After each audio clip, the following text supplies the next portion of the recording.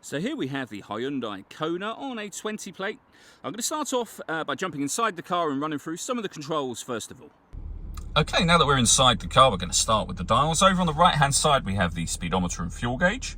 On the left hand side we have the battery charge level, and above that the gauge that will show you whether the hybrid battery is being charged, whether you're driving in eco mode or the power band, essentially the engine for the car. In the centre, we have the main trip computer, which includes the total miles. They are 14,884. The information displayed above that can be changed using buttons on the steering wheel. We're on the kind of driving data menu at the moment, so as you can see, digital readout for the speedometer, amongst other things. And we've got other menus available to us as well, all of which are accessed with these buttons just here. We have cruise control over that side as well. On the left-hand side, we have stereo and phone controls. The phone controls can only be used once you pair the phone up to the car, and that is done on this colour touchscreen. Really nice wide screen, as you can see, very easy to use. We've done a video that shows how the satellite navigation, for example, works, and you can find that on our website and on our YouTube channel as well. Down the bottom here, you have a few physical buttons that will take you into certain menus directly. For example, the menu that we were just in would have been satellite navigation or map. Either of those will take you into that system essentially.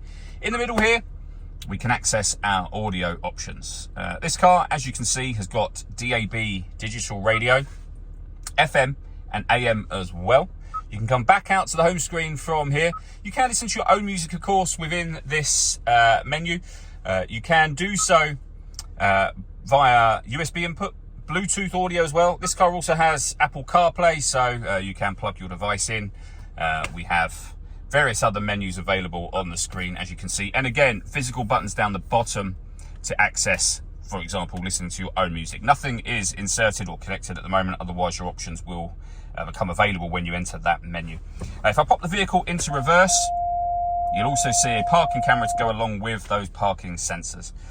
Below that, we have our climate control. So you can adjust the temperature within the car. You can increase and decrease the fan speed.